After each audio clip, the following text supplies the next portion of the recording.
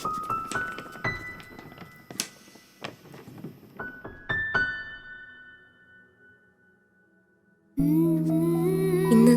എനിക്ക് വളരെ സന്തോഷം നിറഞ്ഞ ഒരു ദിവസമായിരുന്നു. രസ ചേച്ചിയും കൂട്ടുകാരും വന്നിരുന്നു. ഏകദേശം 1.5 വർഷത്തിന് ശേഷമാണ് ഞങ്ങൾ കണ്ടത്. പാട്ടും ചിരിയും കളികളുമായി ഒരു ദിവസം. ഇന്ന് ഞാൻ എൻ്റെ അസുഖത്തെക്കുറിച്ച് ഒട്ടും ഓർത്തതേയില്ല. സന്തോഷം. അതിന് ഞാൻ എൻ്റെ സൂപ്പർ ഹീറോയ്ക്ക് ഒത്തിരി നന്ദി പറയുന്നു.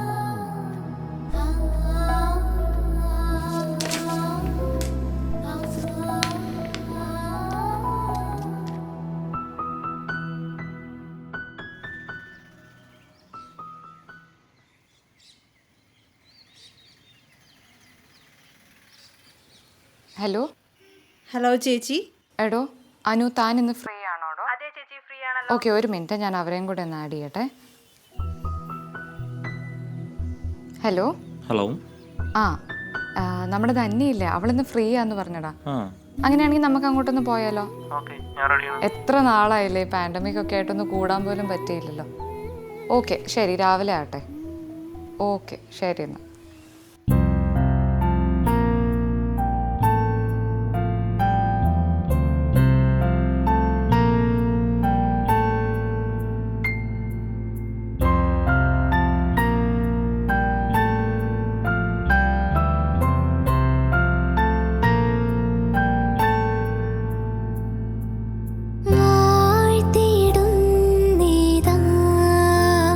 സ്വർഗനായകം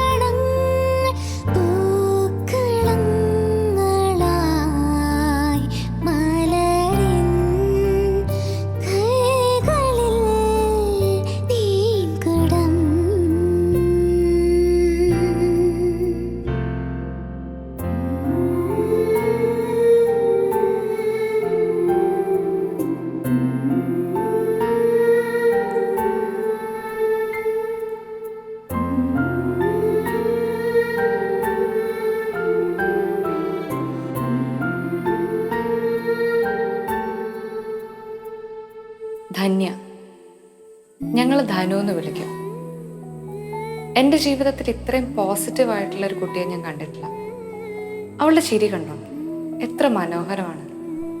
പക്ഷെ അധികം ആർക്കും അറിയാത്ത ഒരു കഥയുണ്ട് അവൾക്ക്. വെറും കഥയല്ല, അവളുടെ ജീവിതം.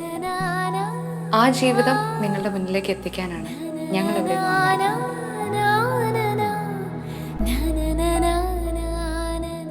അങ്കിളെ.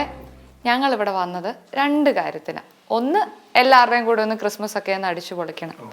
പിന്നെ അടുത്ത കാര്യം, അതാണ് ഞങ്ങളുടെ മെയിൻ കാര്യം, ധന്യേനെ എല്ലാവരെയും ഒന്ന് അറിയിക്കണം. എന്ന് പറഞ്ഞാൽ ഈ ലോകത്ത് ഇപ്പം നമ്മുടെ ഇടയിൽ ലോകത്ത് ഒത്തിരി പേരുണ്ട്, ഒത്തിരി ബുദ്ധിമുട്ടും വിഷമവും ഒക്കെ അനുഭവിക്കുന്ന ഒത്തിരി പേരുണ്ട്. പക്ഷേ എല്ലാവരും ഇങ്ങനെയൊക്കെയുള്ള കാര്യങ്ങൾ വന്നു കഴിയുമ്പോൾ ഒത്തിരി ഡൗൺ ആയി പോവുകയൊക്കെയാണ് ചെയ്യാറ് സാധാരണഗതിയിൽ. പക്ഷേ ഇത്രയും ഒരു പോസിറ്റീവ് സ്പിരിറ്റ് ഉള്ള ഒരാളെ, ഈ ധന്യേനെ, നമ്മുടെ ധന്യേനെ, അത് എല്ലാവരെയും ഒന്ന് അറിയിക്കുക, ഒരു ചെറിയൊരു വീഡിയോ എടുക്കുക എന്നുള്ളൊരാഗ്രഹം കൂടെ ഞങ്ങൾക്കുണ്ട് കേട്ടോ. അപ്പം റെഡിയല്ലേ ധന്യേ? ഒരു കുഴപ്പമില്ല, ധൈര്യമായിട്ട് ചെയ്യാലോ.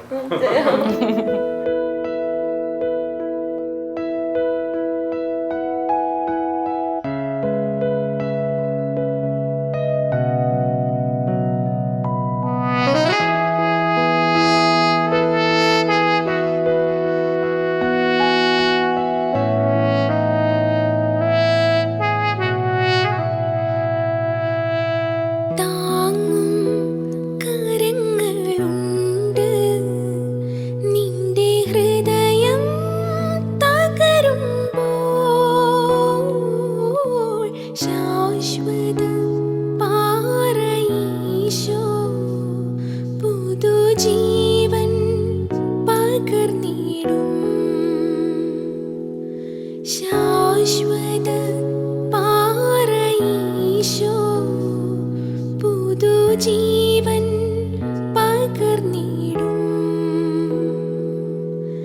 താങ്ങും കരങ്ങളുണ്ട്.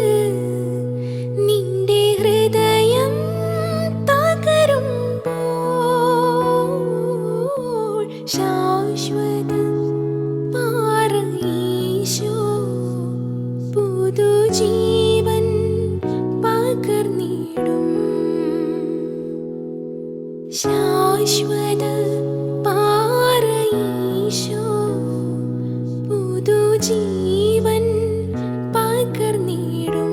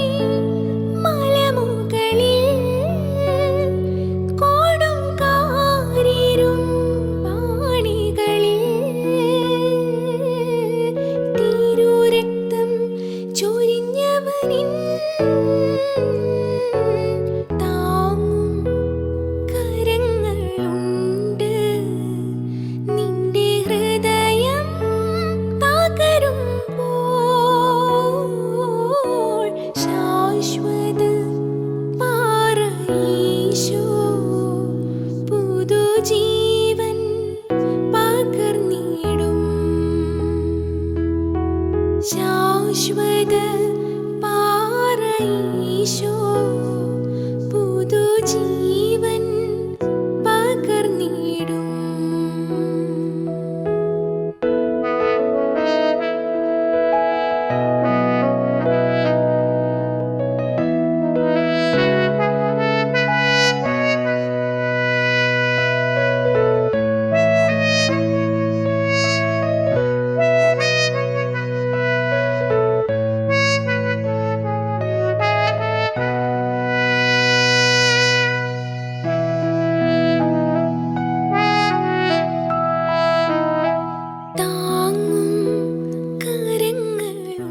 കുറേ നാളായിട്ട് ഇപ്പം നമ്മൾ കണ്ടിട്ടല്ലേ ധന്യ?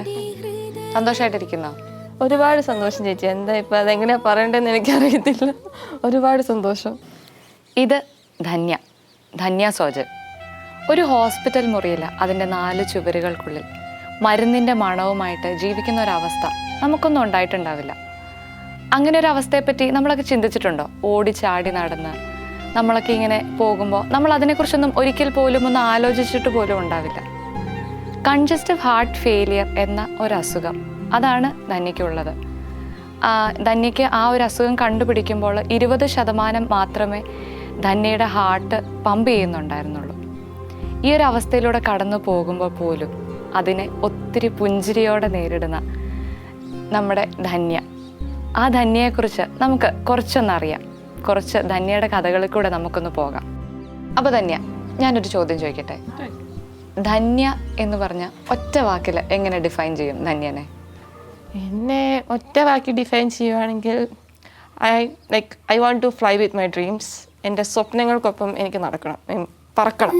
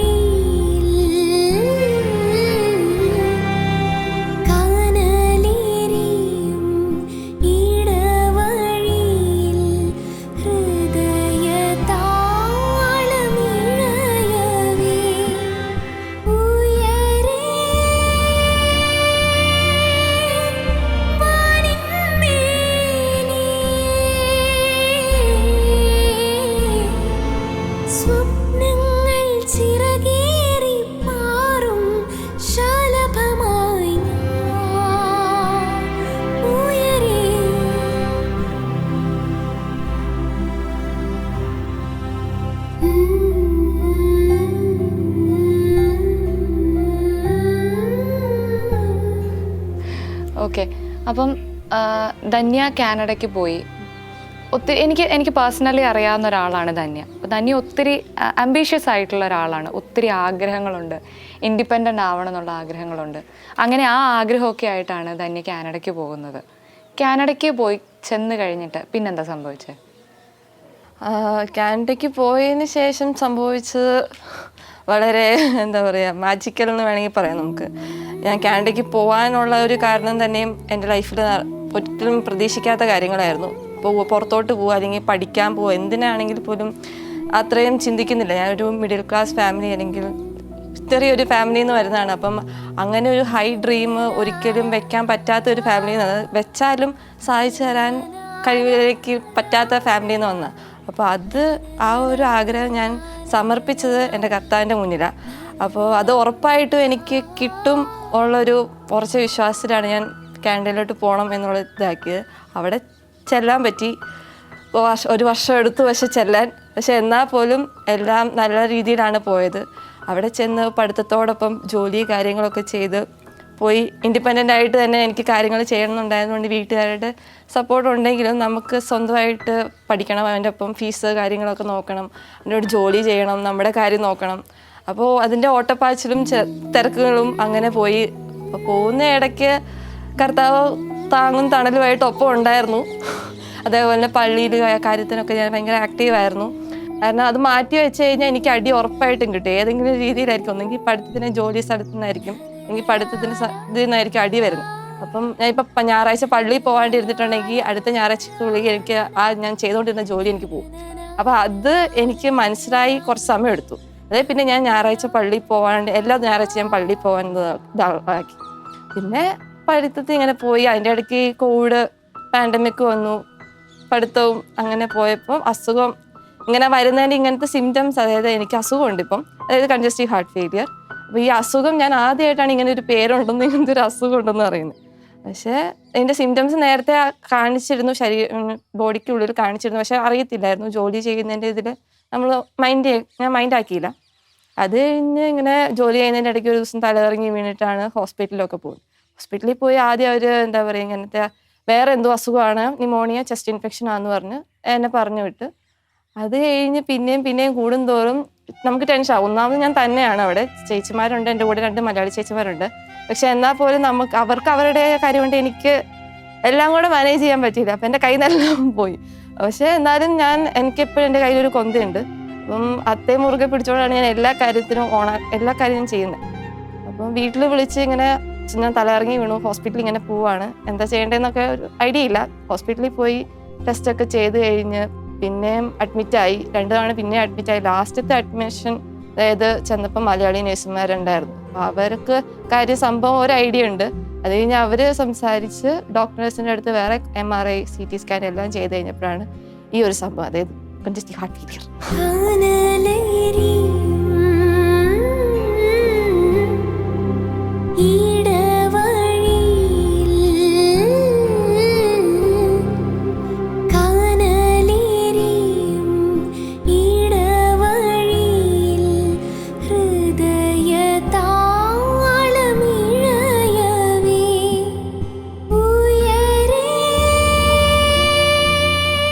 കൺജസ്റ്റീവ് ഹാർട്ട് ഫെയിലിയർ എന്ന സംഭവം എനിക്കുണ്ട്.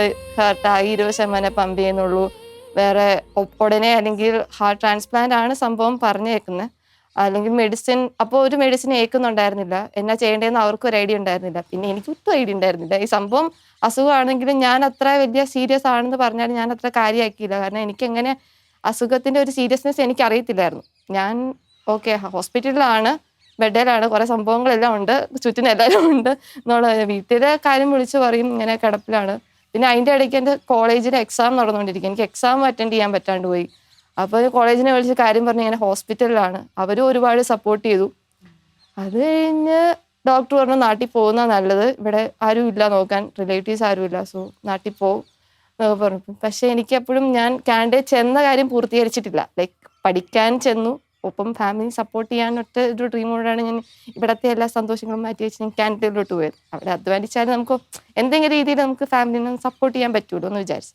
പക്ഷെ ചെന്നപ്പോഴത്തേക്കും ടപ്പേന്ന് പറഞ്ഞ അസുഖം അങ്ങോട്ട് ഇതാക്കി. പക്ഷേ ഹോസ്പിറ്റലിൽ നിന്ന് പിന്നെ മലയാളി നഴ്സുമാരുടെ ഹെൽപ്പോടുകൂടി ടൊറൻറ്റോ മലയാളി സമാജവും പിന്നെ പള്ളിയിലെ ജീസസ് യൂത്തിലെ ചേട്ടന്മാരും എല്ലാവരും വന്ന് അവരെ വന്നൊന്നുമില്ല, ലൈക്ക് ഫോണിലായിരുന്നു എല്ലാവർക്കും വന്ന് കാണത്തൊന്നുമില്ല കോവിഡ് ആയതുകൊണ്ട്. അപ്പോൾ പിന്നെ എല്ലാം കർത്താവ് ഇങ്ങനെ ഓരോ മാലാഖമാരെ അയച്ച് കുറേ മാലാഖമാർ വന്നു. അങ്ങനെ ഹോസ്പിറ്റലിൽ നിന്ന് തന്നെ മാറ്റി. അതായത് ഇൻഷുറൻസിൻ്റെ കോളേജിൽ നിന്ന് ഇൻഷുറൻസ് ഒരു ലെവൽ വരെ ഉള്ളൂ. അത് കഴിഞ്ഞാൽ പിന്നെ അവർ ഇൻഷുറൻസ് തരത്തില്ല, ഭയങ്കര എക്സ്പെൻസീവ് അവിടുത്തെ ട്രീറ്റ്മെൻറ്റ് ഹെൽത്തിൻ്റെ. അപ്പോൾ ഇൻഷുറൻസ് തീർന്നെന്ന് പറഞ്ഞ് ഞാൻ സ്റ്റേബിളാന്ന് പറഞ്ഞ് അവരെന്നെ ഡിസ്ചാർജ് ചെയ്തിട്ട് എന്നെ ഒരു ആൻറ്റിയുടെ അങ്കിളിൻ്റെ വീട്ടിലോട്ട് കൊണ്ടുപോകുക. അത് ആരുടെ വീടാ ഒന്നും എനിക്കറിയത്തില്ല.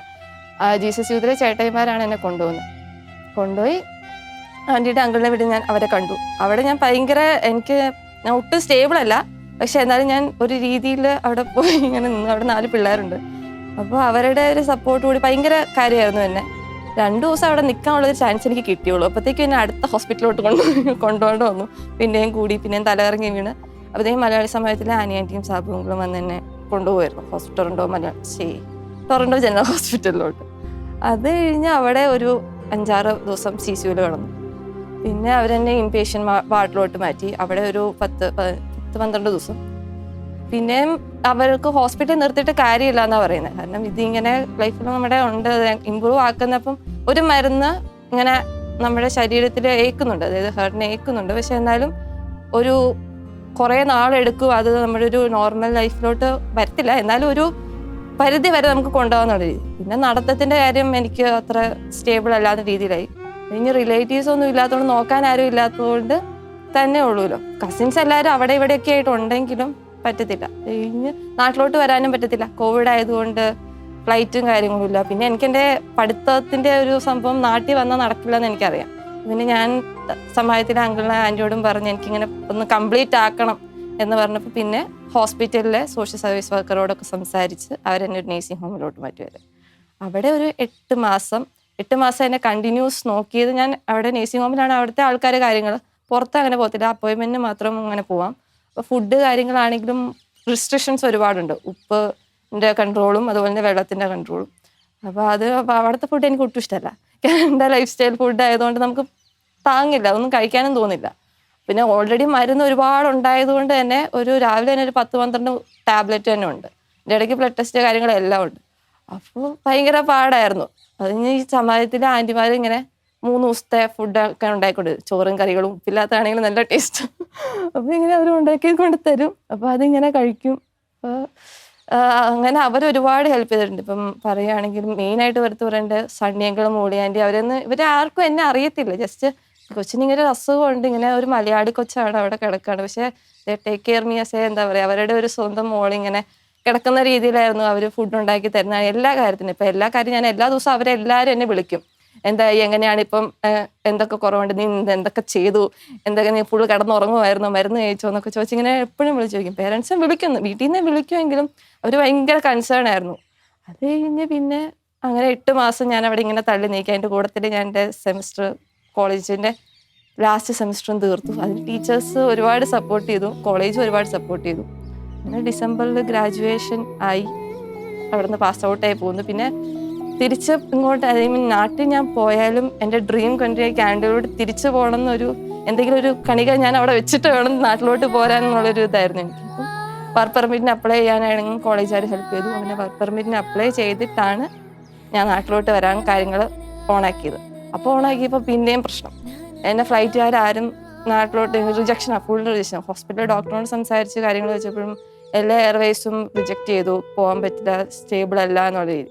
പക്ഷെ അവസാനം കറങ്ങിത്തിരിഞ്ഞ് കാല് പിടിച്ച് ഖത്തർ എയർവേസും ഇതിൻ്റെ ഇടയ്ക്ക് വേറൊരു കാര്യം എന്ന് പറഞ്ഞാൽ, ഞാനിപ്പം എനിക്ക് ഒരു കാര്യം നടന്നില്ലെങ്കിൽ ഞാൻ അപ്പം ഭയങ്കരമായിട്ട് കരഞ്ഞ് പ്രാർത്ഥിക്കും. പിറ്റേ ദിവസം അതിനൊരു ഉറപ്പായിട്ട് പോസിറ്റീവായിട്ടൊരു സംഭവം ഓണായി വരും. അതെങ്ങനെയാണെന്ന് എനിക്കറിയത്തില്ല, പക്ഷേ ഞാൻ തലേന്ന് ഏതെങ്കിലും രീതിയിൽ കരഞ്ഞ് പ്രാർത്ഥിച്ചിട്ടുണ്ടെങ്കിൽ പിറ്റേ ദിവസം അതിനൊരു ആൻസർ കിട്ടിയിരിക്കും. അതിനെന്നെ കൂടുതലായിട്ട് ഹെൽപ്പ് ചെയ്ത് ജെൻസിൻ്റെയാണ്. അതായത് ഞാൻ ആ വീട്ടിൽ നിന്ന ആൻറ്റി എപ്പോഴും ഇങ്ങനെ ഈ ബൈബിൾ ചെയിൻ സംഭവം, ബൈബിൾ അരമണിക്കൂർ ഒരാൾ വായിച്ച് അടുത്ത അരമണിക്കൂർ, അപ്പോൾ അതിനകത്ത് എന്നെ ഇൻക്ലൂഡ് ചെയ്യുക. അപ്പം ഞാൻ ബെഡിങ് അവിടെ കിടന്നോളാണെങ്കിലും എൻ്റെ സമയമാകുമ്പോഴത്തേക്കും ഞാൻ ബൈബിൾ വായിക്കും. അപ്പോൾ അടുത്ത് അങ്ങനെ ഒരു ആഴ്ച 2 ആഴ്ചയൊക്കെ ഇങ്ങനെ അതിനകത്ത് കൂടുതൽ ഇൻവോൾവ് ആയി, എന്നെ തൻ്റെ അസുഖത്തിൻ്റെ ഇതൊക്കെ മാറ്റി തരാൻ വേണ്ടിയിട്ട്. പിന്നെ വേറെ ഞാൻ ചെയ്തതെന്ന് പറഞ്ഞാൽ, ഇങ്ങനെ വീഡിയോസൊക്കെ ചെയ്ത് എന്നെ തന്നെ ഒന്ന് ആക്റ്റീവ് ആക്കിയിരിക്കാൻ ഇങ്ങനെ നോക്കും. അങ്ങനെ ഞാൻ അവിടെ ആണെങ്കിലും ഞാൻ അസുഖത്തിലാണ് അല്ലെങ്കിൽ ഇങ്ങനെ മരുന്നുണ്ട് അങ്ങനത്തെ ഒരു ചിന്ത അങ്ങനെയൊന്നുമില്ല. പിന്നെ നാട്ടിൽ വന്നു, നാട്ടിൽ ഡയറക്റ്റ് ഹോസ്പിറ്റലിലോട്ട് വന്നു. ഹോസ്പിറ്റലിൽ ഇവിടെ ഇപ്പം കറൻ്റ്ലി ട്രീറ്റ്മെൻറ്റ് കാര്യങ്ങളൊക്കെ ആയിട്ട് പോകുന്നു. എനിക്ക് തോന്നുന്നു കർത്താവിന് ഒത്തിരി ധന്യനെ ഇഷ്ടമായതുകൊണ്ടായിരിക്കും, ധന്യ പറഞ്ഞ പോലെ എപ്പോഴും കൂടെ നിൽക്കാൻ വേണ്ടിയിട്ടായിരിക്കും തമ്പുരാൻ ഇങ്ങനെ ഒരു കുഞ്ഞു അടികളൊക്കെ തരുന്നെന്ന് പറയുന്നത്. അപ്പം അതുപോലെ പരിപാലിച്ച് കൂടെ കൊണ്ടുവന്ന് അതിനൊരു ഈ ഒരു അസുഖത്തെക്കുറിച്ച് പറയുമ്പോൾ കൺജസ്റ്റീവ് ഹാർട്ട് ഫെയിലിയർ എന്ന് എന്ത് സിമ്പിളായിട്ടാണ് തന്നെ പറയുന്നത്, ചിരിച്ചോണ്ടാണ് പറയുന്നത്. ഒരു അസുഖത്തെക്കുറിച്ച് ഇപ്പം ഒത്തിരി പേരെ നമ്മൾ കാണുന്നുണ്ട്, ക്യാൻസർ ആണെന്നൊക്കെ പറയുമ്പോൾ ഒത്തിരി സങ്കടപ്പെടുന്ന ആൾക്കാരുണ്ട്. ഇങ്ങനെ പുഞ്ചിരിയോടെ ഇത് പറയാൻ പറ്റുക, പിന്നെ കൂടെ വരുന്ന അല്ലെങ്കിൽ കൂടെ നിൽക്കുന്ന ആൾക്കാരെ തമ്പുരാൻ തന്ന മാലാഖമാരാണ് എന്ന് പറയാൻ പറ്റുക, അത് എനിക്ക് തോന്നുന്നു ഇതൊരു കൃപ തന്നെയാണ്. ഈ ഒരു അസുഖത്തിന്റെ കൂടെ അതെനിക്ക് കിട്ടിയൊരു കൃപ തന്നെയാണെന്ന് എനിക്ക് തോന്നുന്നു, അല്ലേ? അതേന്ന് വേണമെങ്കിൽ പറയാം, അതെനിക്ക് കിട്ടിയത് കർത്താവിൽ നിന്ന് തന്നെയാണ്. കാരണം ഞാൻ +2 കഴിഞ്ഞ് 1 കൊല്ലത്തിന് ശേഷമാണ് കാനഡയിലോട്ട് പോകുന്നത്. അപ്പോൾ ആ 1 കൊല്ലം ഞാൻ കർത്താവിന് വേണ്ടിയിട്ട് സമർപ്പിക്കാന്നുള്ള രീതിയിൽ, എനിക്ക് കാനഡയിലോട്ട് പോകണം എന്നുള്ള കാര്യം ഞാൻ സമർപ്പിച്ചത് കർത്താവിൻ്റെ അടുത്ത്. അപ്പം കർത്താവിന് നമ്മൾ കൂടെ നിന്നാൽ മാത്രമേ കർത്താവ് നമ്മുടെ കൂടെ നിൽക്കുന്നുള്ള മൈൻഡായിരുന്നു എനിക്കപ്പം. അപ്പോൾ ഞാൻ ഇവിടെ എൻ്റെ വീടിൻ്റെ തൊട്ടടുത്ത് തന്നെ ഉള്ളൊരു താബോർ റിട്രീറ്റ് സെൻറ്റർ എന്ന് പറഞ്ഞാൽ അവിടെ ശുശ്രൂഷ കാര്യങ്ങൾ, അവിടെ ഞാൻ ധ്യാനം കൂടി. അതിന് ശേഷമാണ് എനിക്കൊരു എന്താ പറയുക, ഞാൻ കുറച്ചും കൂടെ കർത്താവിലോട്ട് അടുത്തത്. അപ്പോൾ അങ്ങനെ അവിടെ ഒരു കൊല്ലം ഞാൻ ഇങ്ങനെ കണ്ടിന്യൂസ് ശുശ്രൂഷ നടത്തി. അവിടുത്തെ ജോർജി അച്ഛനാണെങ്കിൽ അവിടെ എല്ലാവരും ഭയങ്കര സപ്പോർട്ടും ഭയങ്കര പാർട്ട്നറായിരുന്നു. അവർക്ക് കറക്റ്റായിട്ട് അറിയാം ഞാൻ എത്ര മാത്രം അടുത്തിട്ടുണ്ടെന്ന്. അപ്പോൾ അവിടെ നിന്നൊരു സപ്പോർട്ടും പിന്നെ അവിടെ വന്ന് ധ്യാനം കൂടുന്ന ഒരുപാട് പേരുടെ ലൈഫിൽ കർത്താവ് നടത്തിയ മിറാക്കിൾസൊക്കെ കണ്ട് എനിക്കറിയാം ലൈക്ക് നമ്മുടെ മനസ്സ് നിറഞ്ഞ് പ്രാർത്ഥിച്ചാൽ കർത്താവ് നമ്മുടെ ഉറപ്പായിട്ടും കൂടെ ഉണ്ടാവും. അല്ലെങ്കിൽ നമ്മുടെ കൂടെ കർത്താവ് ഉണ്ട്, പക്ഷെ എന്നാലും വേഗം വിളി കേൾക്കണമെങ്കിൽ നമ്മളൊന്ന് മുറുകെ പിടിച്ച് അപ്പനല്ലേ എന്നുള്ള രീതിയിൽ മുറുകെ പിടിച്ചു കഴിഞ്ഞാൽ ഉറപ്പായിട്ടും നമ്മുടെ കൂടെ വരുമെന്ന് ഉള്ളൊരു തോട്ട് 101% എനിക്ക് കിട്ടിയത് താബോറിൽ നിന്നാണ്. അതുകൊണ്ട് തന്നെ അസുഖം വന്നപ്പോഴും എന്താ പറയാ, ഇതിലും കൂടുതൽ അസുഖം വന്നവരുണ്ട്. അപ്പം അവരുടെയൊക്കെ ലൈഫിൽ ഭയങ്കര സൂപ്പറായിട്ട് പ്രവർത്തിച്ചുകൊണ്ട് എന്നെ അങ്ങനെ വെറുതെ വിടില്ല. അവരെന്തെങ്കിലും പർപ്പസ് ഉണ്ടാവുമായിരിക്കും, കാരണം ഉണ്ടാവുമല്ലോ എന്ന് വിചാരിച്ചിട്ടാണ് ഞാൻ ഇപ്പോഴും ആ ഒരു ഇതിലങ്ങ് പോകുന്നു. ധന്യ, ഇത്രയും ആഗ്രഹങ്ങളൊക്കെ ഉണ്ടായിട്ട് ധന്യ കാനഡയിൽ പോകുന്നു. പക്ഷെ ഇങ്ങനെ ഒരു അസുഖമാണെന്ന് അറിഞ്ഞപ്പം എല്ലാ കാര്യങ്ങളും റെസ്ട്രിക്റ്റഡ് ആയപ്പോൾ ധന്യക്ക് എന്താ തോന്നിയത് ശരിക്കും? എൻ്റെ ആ ഒരു അവസ്ഥയെക്കുറിച്ച് പറയുന്നതിന് മുന്നേ എൻ്റെ അച്ഛനെ അമ്മയെക്കുറിച്ച് വേണം പറയാൻ. കാരണം ഞങ്ങളുടെ ജീവിതത്തിലോട്ട് ഒരു വലിയ വില്ലനായിട്ട് വന്നത് ക്യാൻസറിൻ്റെ രൂപത്തിലാണ്.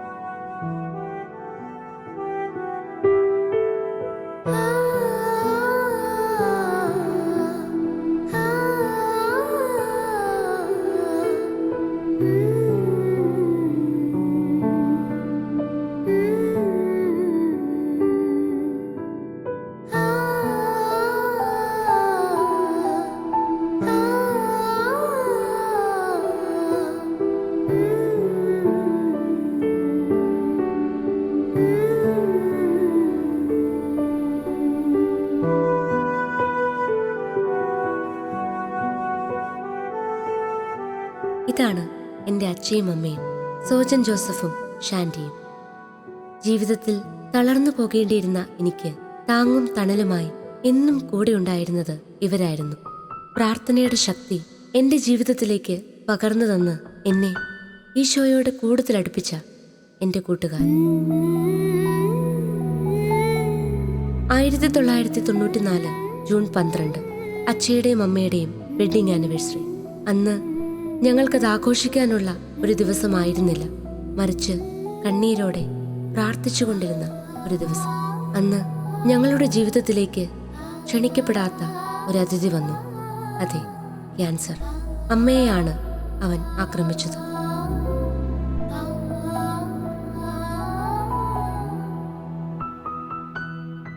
അങ്ങനെ ഒരു ബുദ്ധിമുട്ടിലിരിക്കുന്ന സാഹചര്യത്തിലാണ് വൈഫിനെ പെട്ടെന്ന് ജോലി സ്ഥലത്ത് നല്ല പനിയാണെന്ന് പറഞ്ഞ് അവർ ആശുപത്രിയിൽ അഡ്മിറ്റ് ചെയ്യുകയും പെട്ടെന്ന് തന്നെ ഹോസ്പിറ്റലിൽ ചെന്ന് കഴിഞ്ഞപ്പോൾ അത് ഒരു മേജറായിട്ടൊരു പരിശോധനയുടെ ആവശ്യമുണ്ടെന്ന് പറയുകയും അതിൻ്റെ ഫലമായിട്ട് ഞങ്ങൾ അമൃത ഹോസ്പിറ്റലിൽ പോവുകയും ചെയ്തത്. അമൃതയിൽ ചെന്നപ്പം ഒരു സർജറിയാണ് പറഞ്ഞത്. അതായത് നമ്മുടെ പിത്താശയൊക്കെ എടുത്തു കളയേണ്ട രീതിയിൽ ഒരു മേജർ സർജറി അവർ പറഞ്ഞു. സർജറിയിൽ കഴിഞ്ഞു കഴിഞ്ഞപ്പോഴാണ് നമുക്ക് ഞെട്ടിക്കുന്ന ഒരു വിവരം അറിഞ്ഞത്, വൈഫിന് ഒരു ക്യാൻസറിൻ്റെ ആരംഭമാണ്, അതുകൊണ്ട് ഒരു കീമോയിലൂടെ കടന്നു പോകണമെന്ന് പറയുകയുണ്ടായി. ആ സമയത്ത് നല്ല ബുദ്ധിമുട്ടിൽ ഇങ്ങനെ എന്ത് ചെയ്യും ദൈവമേ എന്ന് പ്രാർത്ഥിച്ചിരിക്കുന്ന സമയത്താണ് മോൾക്ക് ഒരു അസുഖമുണ്ടെന്നും പറഞ്ഞ മോൾ അവിടെ ന്യൂമോണിയ ബാധിച്ച് കാനഡയിൽ അവിടെ ആശുപത്രിയിലാണെന്ന് അറിയുന്നത്. അപ്പം മോളുടെ കാര്യം കൂടെ അറിഞ്ഞപ്പോഴത്തേനും മൊത്തത്തിൽ സങ്കടമായിപ്പോയി. അപ്പോൾ നമ്മൾ എന്ത് സങ്കടം വന്നാലും ഞാൻ ദൈവത്തിനോട് എപ്പോഴും പറയാറുണ്ടായിരുന്നു. ഇപ്പോൾ രണ്ടും കൂടെ വന്നപ്പോഴത്തേനും അതൊരു വലിയ ബുദ്ധിമുട്ട് വന്നു. എങ്കിലും എപ്പോഴും എനിക്ക് ഈശോയിൽ ഭയങ്കര വിശ്വാസമാണ്. കാരണം ഒരു കാലത്തും ദൈവം എന്നെ കൈവിട്ടിട്ടില്ല. ആ ഒരു ശക്തമായ ഒരു തിരിച്ചറിവ് എനിക്ക് എപ്പോഴും ഉണ്ടായിരുന്നു. എന്തു വന്നാലും ഞാൻ തമ്പുരാൻ്റെ അടുത്തേക്ക് ഓടിച്ചെല്ലും. എൻ്റെ കാര്യങ്ങൾ രാത്രിയാണോ പകലാണോ ഒന്നും നോക്കാറില്ല. ഞാൻ ഇവിടെ തൊടുപുഴയായപ്പോൾ മുത്തപ്പൻ്റെ നടയിൽ പോയി തിരികെത്തിക്കും, ദൈവത്തോട് പറയും. അവിടുന്ന് ഇറങ്ങി കഴിയുമ്പോഴത്തേനും എനിക്ക് ഭയങ്കര ആശ്വാസം. അപ്പം എന്തു വന്നാലും സഹിക്കാനുള്ളൊരു കഴിവ് ദൈവം എനിക്ക് എപ്പോഴും തരുമായിരുന്നു. അപ്പോൾ ഈ 2 വേദനകളിലൂടെ കടന്നു പോകുന്നത് വളരെ ഇതായിരുന്നു. അപ്പോൾ ഞാൻ മുട്ടുകുത്തി വന്ന് പ്രാർത്ഥിക്കുകയും ഇവിടെ ഞങ്ങൾ കരുണക്കൊന്ത ചെല്ലുകയും വൈഫിൻ്റെ കാര്യത്തിലൊക്കെ ആയിട്ട് അങ്ങനെ മുന്നേറുകയായിരുന്നു. അത് കഴിഞ്ഞ് കൊച്ചിനവിടെ ഓരോ ദിവസം ചെല്ലുന്തോറും കൂടിക്കൂടി വരുന്ന ഒരു സാഹചര്യമായിരുന്നു. മോൾക്ക് അത് പിന്നീടാണ് അറിയുന്നത്, ഹാർട്ടിന് കൺജസ്റ്റീവ് ഹാർട്ട് ഫെയിലിയർ എന്ന് പറഞ്ഞ ഒരു രോഗമാണ്, ഹൃദയം മാറ്റിവെക്കണം എന്നാണ്. അവിടെ അന്നേരം ട്രീറ്റ്മെൻറ്റിനുള്ള ഒരു സൗകര്യം ചെയ്യുകയില്ല, കാരണം അവന് ഇൻഷുറൻസ് ഇല്ലായിരുന്നു. സാമ്പത്തികമായിട്ട് അത് ചെയ്യണമെങ്കിൽ ഒത്തിരി എക്സ്പെൻസ് ആവും. അപ്പോൾ കൊച്ചിന് എന്ത് ചെയ്യും? അവിടെ ആരും സഹായിക്കാനില്ല, ആകെ ദൈവം മാത്രമേ ഉള്ളൂ. അപ്പോൾ ആ സമയത്ത് കൊച്ചു പറഞ്ഞതുപോലെ കുറേ മാലാഹമാർ, അതായത് ജീസസ് യൂത്തിലെ ആളുകൾ ഒത്തിരി പേരവിടെ വരികയും കൊച്ചിന് ഒരു സഹായമായിട്ട് ചെല്ലുകയും ഹോസ്പിറ്റലിലും അതോടൊപ്പം തന്നെ അവരുടെ ആ ഒരു സാന്നിധ്യം കൊണ്ട്, ദൈവം അയച്ച അവരുടെ ഒരു സാന്നിധ്യം കൊണ്ടാണ് കൊച്ചിനും അത് ഒത്തിരി സന്തോഷമായി. മോളുടെ അസുഖം അറിഞ്ഞപ്പോൾ തന്നെ ഞാൻ എൻ്റെ അസുഖത്തെക്കുറിച്ച് ചിന്തിച്ചതേയില്ല. ഞാൻ എൻ്റെ മോളുടെ അസുഖത്തിന് വേണ്ടി കർത്താവിന് പ്രാർത്ഥിക്കുകയും മാതാവിനെ പരമേൽപ്പിക്കുകയും ചെയ്തു. കൊച്ചിന് ഞാൻ മാതാവിന് അടിമ വെച്ചതായിരുന്നു കുഞ്ഞിലെ തന്നെ. അപ്പോൾ ഞാൻ മാതാവിനോടാണ് എപ്പോഴും പ്രാർത്ഥിക്കാറ്, കൊന്തയിൽ പ്രാർത്ഥിക്കുകയും എല്ലാം ചെയ്തു. ഞാൻ ബൈബിൾ വായിക്കുമ്പോഴും എല്ലാം അങ്ങയുടെ തിരുനാമത്തിൻ്റെ ശക്തിയാൽ എൻ്റെ കുഞ്ഞിൻ്റെ അസുഖം മാറ്റിത്തരുമെന്ന് ഞാൻ വിശ്വസിക്കുന്ന കർത്താവെ എന്ന് പറഞ്ഞുകൊണ്ട് ഞാൻ എന്നും പ്രാർത്ഥിക്കുകയും ബൈബിൾ വായിക്കുകയും എല്ലാം ചെയ്തുകൊണ്ടിരുന്നു. എൻ്റെ ചേട്ടനാണെങ്കിലും കുട്ടികളും എല്ലാവരും എനിക്ക് സപ്പോർട്ടായിരുന്നു. ഞങ്ങളെല്ലാവരും മുട്ടുകുത്തി നിന്ന് മോൾക്ക് വേണ്ടി പ്രാർത്ഥിക്കുകയൊക്കെ ചെയ്തിരുന്നു. അപ്പോൾ കർത്താവ് ഞങ്ങളെ കാക്കുമെന്നുള്ളൊരു വിശ്വാസം ഞങ്ങൾക്കുള്ളത് കൊണ്ടാണ് ആ സമയത്തെല്ലാം സങ്കടങ്ങളുണ്ടെങ്കിലും ഞങ്ങൾ അതിനെ അതിജീവിച്ചത്. പിന്നെ അവിടെയുള്ള കുറേ ഫാമിലികൾ, മലയാളി അസോസിയേഷൻ, കാനഡയിലെ മലയാളി അസോസിയേഷന് കൊച്ചിനെ ഒത്തിരി സഹായിച്ചു. അപ്പം ഞങ്ങൾക്ക് ശരിക്കും പറഞ്ഞാൽ ഒരു പിതാവോ മാതാവോ ചെയ്യുന്നതിലും അധികമായിട്ട് കൊച്ചിനവിടെ അവർ വളരെയധികം കെയർ ചെയ്തു. അതിൻ്റെ ഒന്നും ഒരു നന്ദി പറഞ്ഞാൽ തീരില്ല.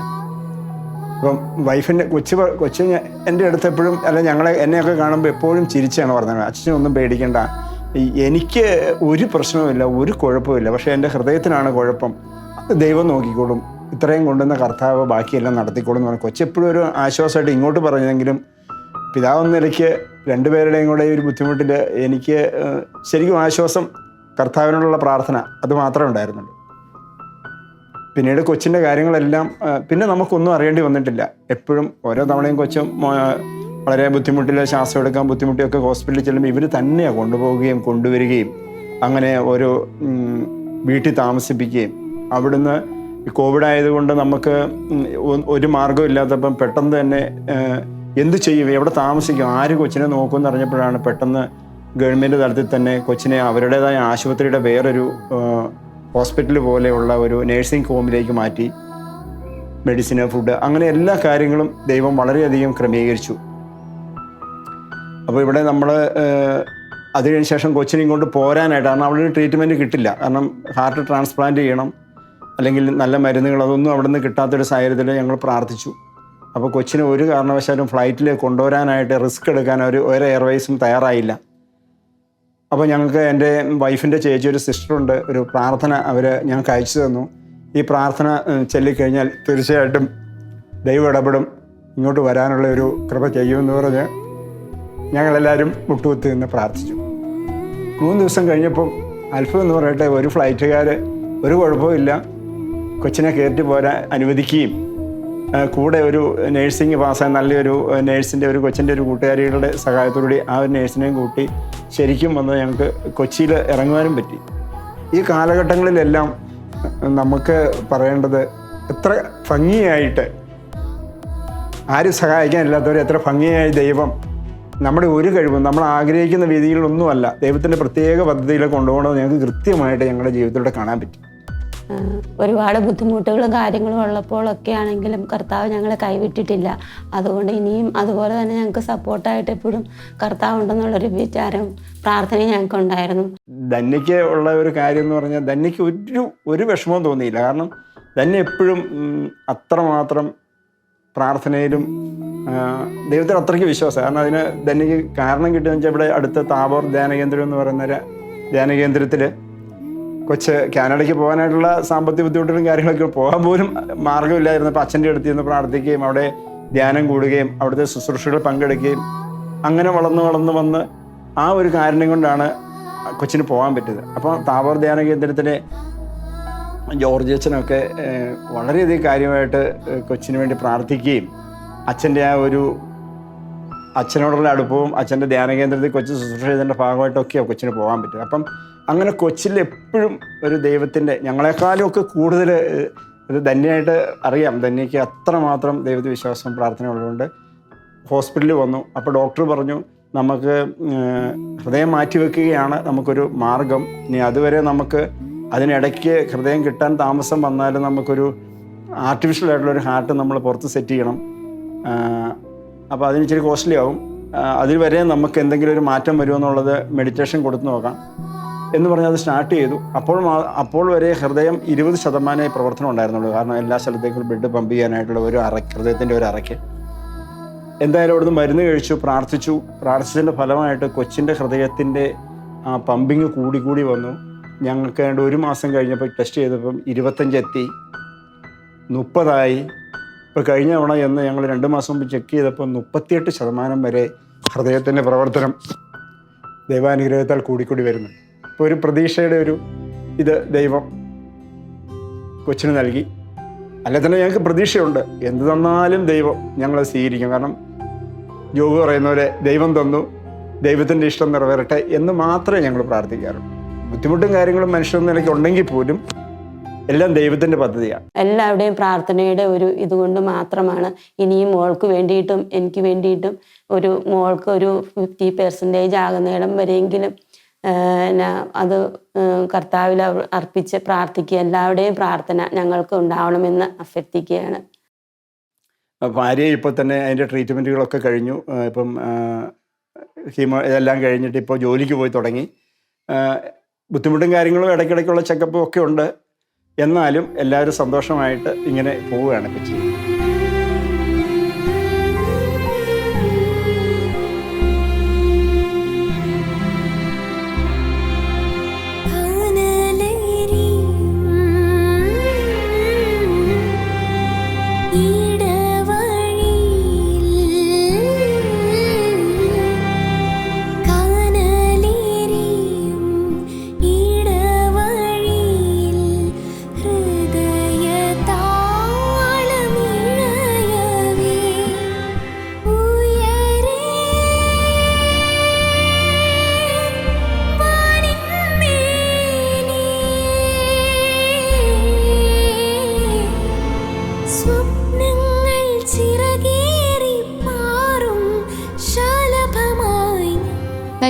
സാധാരണ ഇങ്ങനൊരു അസുഖമാണെന്നൊക്കെ കേൾക്കുമ്പോൾ ഒത്തിരി പേരും ഒത്തിരി ഡൗൺ ആവുന്നൊരു സിറ്റുവേഷൻ അല്ലെ, അങ്ങനെയാ മിക്കവരിലും നമ്മൾ കണ്ടിട്ടുള്ളത്.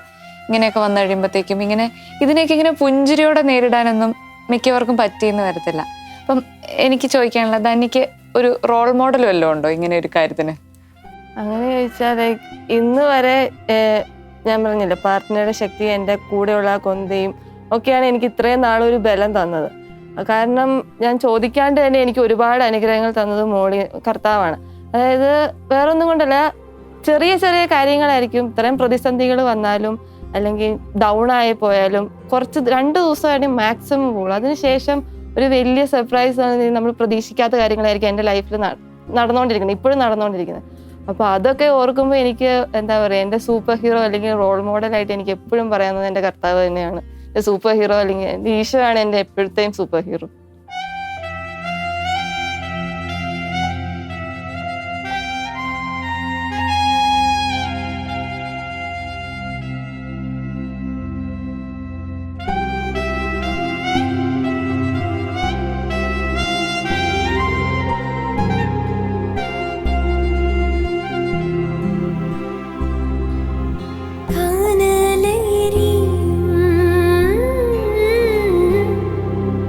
ഈ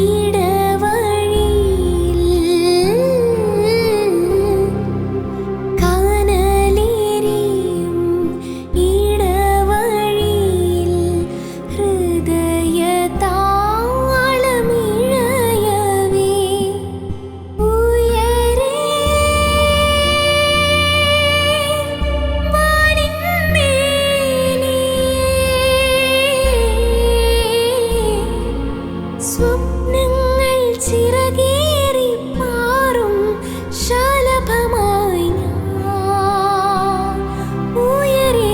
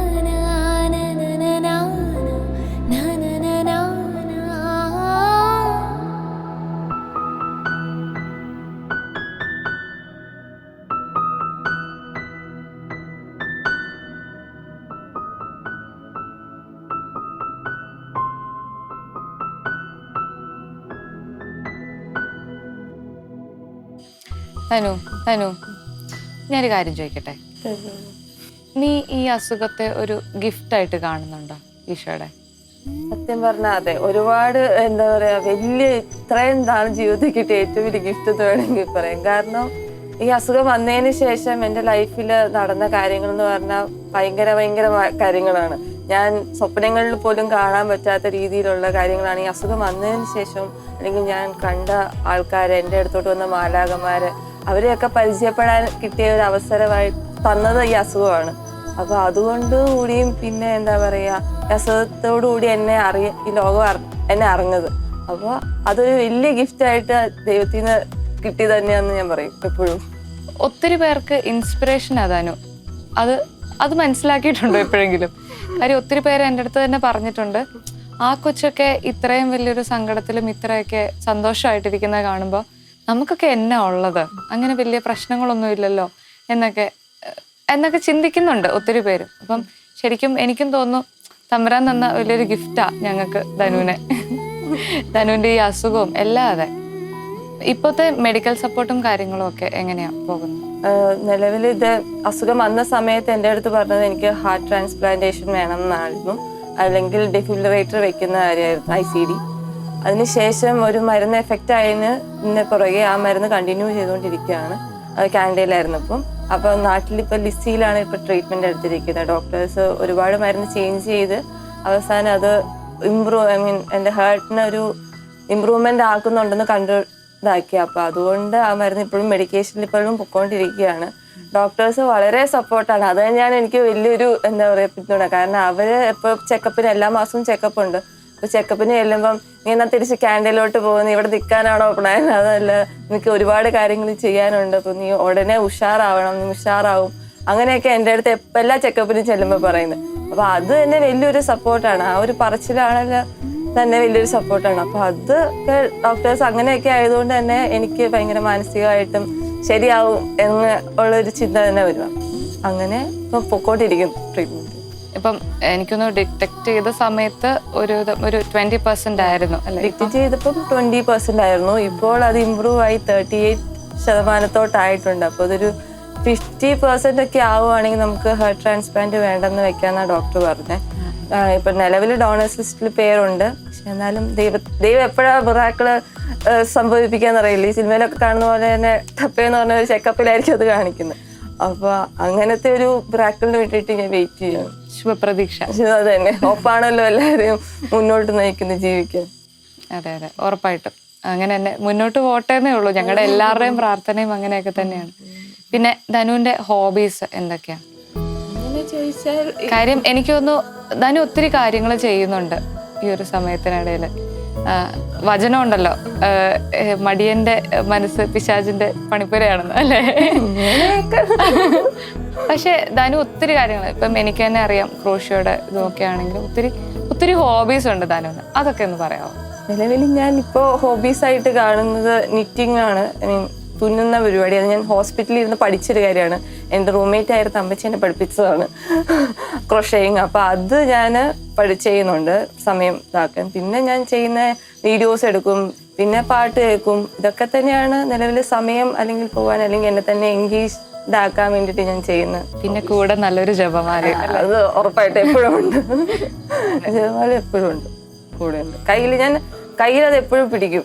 എൻ്റെ എല്ലാ ഹോസ്പിറ്റൽ ഡേയ്സും എല്ലായിടത്തും ജപമാല എപ്പോഴും എൻ്റെ ഒപ്പം ഉണ്ട്. അതുകൊണ്ട് എൻ്റെ ലൈഫിലെ പകുതി മുക്കാലും കാര്യം ജപമാലയ്ക്ക് പറയാൻ എന്തൊക്കെയാ സംഭവിച്ചിട്ടുണ്ട്. അമ്മയ്ക്ക് അറിയാന്ന് തോന്നുന്നു. അമ്മയോട് ഭയങ്കര അടുപ്പാന്ന് തോന്നുന്നു അല്ലേ? ജപമാല ഇത് ഭയങ്കര അടുപ്പാണ്, അത് വിട്ടൊരു കളിയില്ല. ഓക്കെ, ഇനി ഒരു കുഞ്ഞിക്കാര്യം. ക്രിസ്മസ് ഒക്കെ ആണല്ലോ. പഴയ ക്രിസ്മസ് എങ്ങനെയുണ്ടായിരുന്നു? നഴ്സിംഗ് ഹോമിലായിരുന്നു അല്ലേ കഴിഞ്ഞ ക്രിസ്മസ്? എങ്ങനെയുണ്ടായിരുന്നു ക്രിസ്മസ്? കഴിഞ്ഞ ക്രിസ്മസ് ഓർക്കുമ്പോൾ അന്നൊന്നും നമുക്ക് ഈ അടുത്ത കൊല്ലത്തെ ക്രിസ്മസ് ഉണ്ടോന്നൊന്നും അറിയത്തില്ല. കഴിഞ്ഞ കൊല്ലത്തെ ക്രിസ്മസിന് നഴ്സിംഗ് ഹോമിലായിരുന്നു. അന്ന് അവിടുത്തെ നേഴ്സുമാരും തൊട്ടടുത്ത അമ്മച്ചിയും ഒക്കെയാണ് ക്രിസ്മസിന് അടുത്തുണ്ടായിരുന്നത്. വീട്ടുകാരുണ്ടായിരുന്നില്ല, എല്ലാവരും ഫോൺ വഴിയുള്ള ഒരു കണക്ഷനായിരുന്നു. പക്ഷെ ഫ്രണ്ട്സ് ആണെങ്കിലും അവിടെയുള്ള അങ്കിൾമാരാണെങ്കിലും ക്രിസ്മസ് അടിപൊളിയാക്കാൻ വേണ്ടിയിട്ട് ഗിഫ്റ്റ്സും കാര്യങ്ങളും ഒക്കെ എനിക്ക് നഴ്സിംഗ് ഹോമിലോട്ട് അയച്ചു തരുമായിരുന്നു. എൻ്റെ ഫ്രണ്ട്സ് എന്ന് പറയാൻ സ്റ്റാൻലി ചേട്ടൻ, അതേപോലെ തന്നെ രേഷ്മ ചേച്ചി, ശ്രീലക്ഷ്മി ചേച്ചി, അവരൊക്കെ എന്ന് പറഞ്ഞാൽ ക്രിസ്മസ് നഴ്സിംഗ് ഹോമിലാണെങ്കിലും നീ അടിച്ചു പൊളിക്കാന്നുള്ള രീതിയിലായിരുന്നു. വീഡിയോസ് ചെയ്യുക അങ്ങനെയൊക്കെ പറഞ്ഞു. അപ്പോൾ അതൊക്കെ ഉള്ള നല്ല ഓർമ്മകളായിരുന്നു. നഴ്സിംഗ് ഹോമിലായിരുന്നു ഒരു പുതിയ എക്സ്പീരിയൻസ് ആയിരുന്നു. ഇതുവരെ ഇല്ലാത്തൊരു ക്രിസ്മസ് ആയിരുന്നു നഴ്സിംഗ് ഹോം ക്രിസ്മസ് കഴിഞ്ഞ കൊല്ലത്തെ. ഈ കൊല്ലത്തെ ക്രിസ്മസ് വീട്ടിൽ ആഘോഷിക്കാൻ പറ്റിയതിൽ ഒരുപാട് സന്തോഷം. അതെ, ഞങ്ങളും ഉണ്ട്. പ്രതീക്ഷിക്കാത്ത കുറെ നല്ല കാര്യങ്ങളാണ് ഈ വർഷത്തെ ക്രിസ്മസിന് നടന്നത്. ഈ അടുത്ത കൊല്ലത്തെ ക്രിസ്മസും ഇനി വരുന്ന എല്ലാ ക്രിസ്മസും നല്ല എന്താ പറയാ ലൈറ്റ് അപ്പ് ആവട്ടെ എന്നുള്ള ഒരു പ്രാർത്ഥനയുണ്ട്. എനിക്ക് ഇഷ്ടമുള്ളൊരു പാട്ട് പറഞ്ഞേ.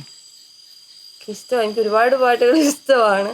അതിൽ എനിക്ക് പറയാനാണെങ്കിൽ ഫേവറേറ്റ് ആയിട്ടെന്ന് പറയാൻ ഒരു ഗ്രീഷ്മ രാത്രി എന്ന് പറഞ്ഞ പാട്ട് വളരെ ഇഷ്ടമാണ്. ആണോ? കേൾക്കണം. പിന്നെന്താ, കേൾക്കാലോ.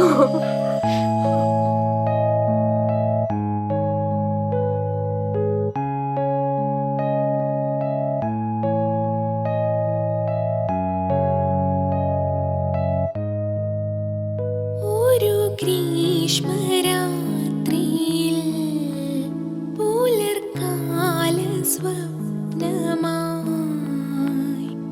മാലാഖചാരി അണഞ്ഞ നേരം മറുവാക്കു ചൊല്ലിടാതെ നൽകി നീ നിൻ യൗവനം.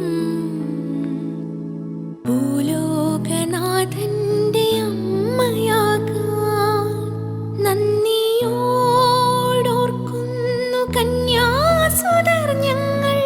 മേരി മാതാവേ നിൻ ത്യാഗാർപ്പണം. ഒരു ഗ്രീഷ്മരാത്രിയിൽ വിഭാത നക്ഷത്രമേ അമ്മേ അമലോത്ഭവേ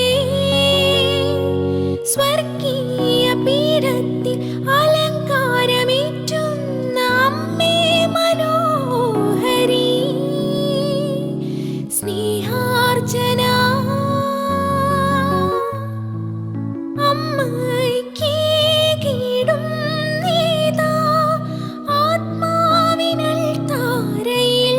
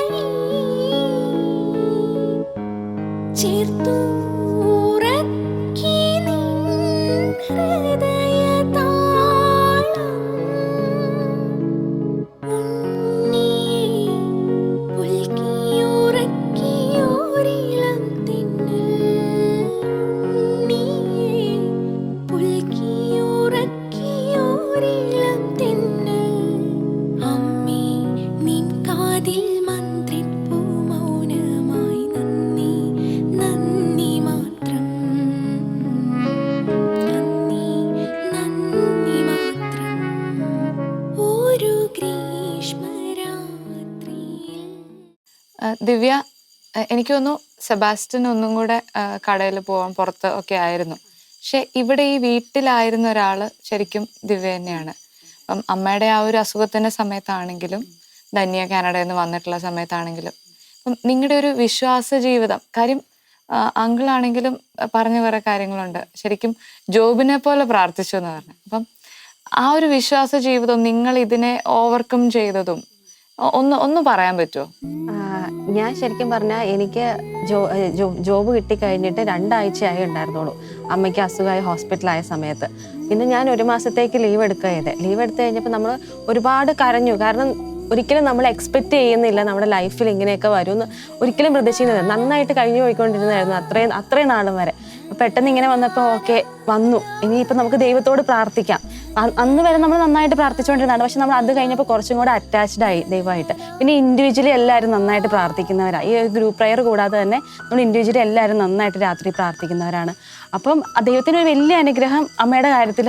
ഒരു വലിയ സർജറി ആയിരുന്നെങ്കിൽ പോലും അത് ദൈവം അങ്ങ് മാറ്റിക്കഴിഞ്ഞ് അമ്മ തിരിച്ച് വീട്ടിൽ വന്ന് കയറുമ്പോഴാണ് ധന്യയുടെ എന്ന് പറഞ്ഞ് അടുത്തത് വരുന്നത്. അപ്പോഴും നമ്മൾ ദൈവമേ എന്തിനിങ്ങനെ ഒന്ന് തീരുമ്പോൾ അടുത്തതെന്നുള്ള രീതിയിൽ വന്നെങ്കിൽ പോലും നമ്മൾ വിശ്വാസം കൈവിട്ടില്ല. അതുകൊണ്ടൊക്കെ ധന്യ ആ സമയത്ത് നമുക്കൊന്നും ചെയ്യാൻ പറ്റില്ല.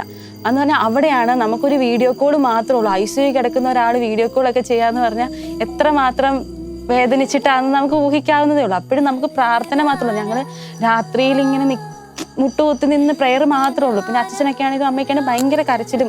പക്ഷെ ഒന്നും നമുക്ക് ചെയ്യാൻ പറ്റില്ല. ധന്യനെ ഇങ്ങോട്ട് കൊണ്ടുവരാൻ പറ്റുന്നില്ല, നമുക്ക് അങ്ങോട്ട് പോകാൻ പറ്റുന്നില്ല. അങ്ങനെ ഒരുപാട് കാര്യങ്ങൾ വന്നു. പക്ഷെ എല്ലാം പയ്യെ ദൈവം നമ്മുടെ പ്രാർത്ഥനയും കൊണ്ട് തന്നെ ഒത്തിരി ദൈവം അനുഗ്രഹിച്ച് ഹോസ്പിറ്റലിൽ നിന്ന് മാറി നഴ്സിംഗ് ഹോമിലോട്ടായി. എന്നാലും നഴ്സിംഗ് ഹോമിൽ വെച്ചിട്ടാണേലും രാത്രി ടൈമിലൊക്കെ വയ്യാതെ വന്ന് ആംബുലൻസ് വിളിച്ച് ധന്യനെ തന്നെ അവർ വിടുന്നത് പോലും.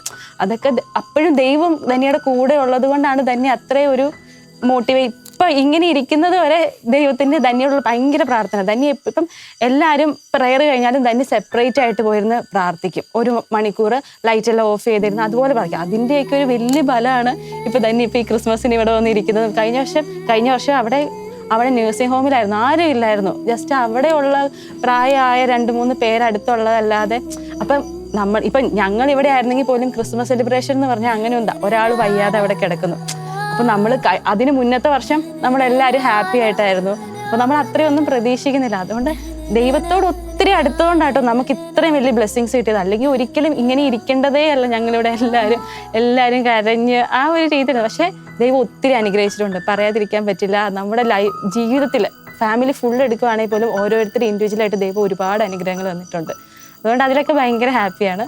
അങ്ങനെ ആ ഒരു അനുഗ്രഹങ്ങൾ നിങ്ങളൊക്കെ ഒത്തിരി തിരിച്ചറിയുന്നുണ്ട് ഭയങ്കരമായിട്ട്. ഇവിടെ ഈ ഒരു കുടുംബത്തിൽ വന്നു നിന്നാ അറിയാം നിങ്ങളുടെ ഒരു പോസിറ്റിവിറ്റി എന്താന്നുള്ളത്. അപ്പം അങ്ങനെ ഒരു രീതിയിലേക്ക് നിങ്ങളെ വളർത്ത എനിക്ക് 100% ഉറപ്പാ. ദൈവത്തിന്റെ അനുഗ്രഹം ഇല്ലാതെ ഇതൊന്നും പറ്റില്ല. എനിക്ക് തോന്നുന്നു ഓർഡിനറിയിൽ എക്സ്ട്രാ ഓർഡിനറി ആയിട്ടുള്ളൊരു കുടുംബം, എല്ലാവരെയും പോലെ വിഷമങ്ങളും സങ്കടങ്ങളും ഒക്കെ ഉള്ളൊരു കുടുംബം. പക്ഷെ അതിനെയൊക്കെ പ്രാർത്ഥന എന്നുള്ളൊരു ശക്തി കൊണ്ട് ഓവർകം ചെയ്ത, അതിനെയൊക്കെ മറികടന്ന ഒരു ശക്തരായ കുടുംബം. അത് മാത്രമേ ഇവരെ കുറിച്ച് പറയാനുള്ളത്. ക്രിസ്മസ് എന്ന് പറയുന്നത് ഒരു പ്രത്യാശയുടെ സന്ദേശം നൽകുന്ന പുതുരാവ്, ഗന്ധം, പുതു സ്നേഹം. കർത്താവ് തന്നെ പറയുന്നുണ്ട്, എൻ്റെ സ്നേഹം ഓരോ ദിവസവും പുതിയതായിരിക്കുന്നു. അങ്ങനെ ഒരു പുതു സ്നേഹം കൊണ്ട്, പുതു പ്രത്യാശ കൊണ്ട് നിറയ്ക്കുന്ന ഈ ഒരു ക്രിസ്മസ് ദിവസം ഇന്നിങ്ങനെ ആയിരിക്കുക എന്ന് പറയുന്നത് തന്നെ ഒത്തിരി വലിയൊരു അനുഗ്രഹം തന്നെയാണ്. അപ്പം ഈ ഒരു സമയത്ത് നിങ്ങൾക്ക് ഞങ്ങളുടെ എല്ലാവരുടെയും പ്രാർത്ഥനകൾ ഒത്തിരി നേരുക. കാര്യം ഇതാണ് നിങ്ങളെയും ഞങ്ങളെയും ഒക്കെ മുന്നോട്ട് നയിക്കുന്നത്. അപ്പം ഈ ഒരു പ്രാർത്ഥനകൾ നേരുന്നു. ഇനിയും നല്ലത് മാത്രം സംഭവിക്കട്ടെ, നമുക്കങ്ങനെ ആശംസിക്കാം. എന്താണെങ്കിലും പക്ഷെ എനിക്ക് ഉറപ്പാ എന്ത് വന്നാലും നിങ്ങളത് നേരിടാൻ തയ്യാറാണ്. ആ ഒരു ജപമാലയുടെ ശക്തി, ആ ഒരു പ്രാർത്ഥനയുടെ ശക്തി അത് നിങ്ങളുടെ എല്ലാം ഉള്ളിലുണ്ട്. അപ്പം അത് നേരിടാൻ തയ്യാറാണെങ്കിൽ കൂടി ഞങ്ങൾ എല്ലാവരും ഒത്തിരി നിങ്ങൾക്ക് വേണ്ടി പ്രാർത്ഥിക്കുന്നു. ഈ ഒരു ക്രിസ്മസ് നമുക്ക് നന്നായിട്ട് അടിച്ചു പൊളിക്കാം അല്ലേ?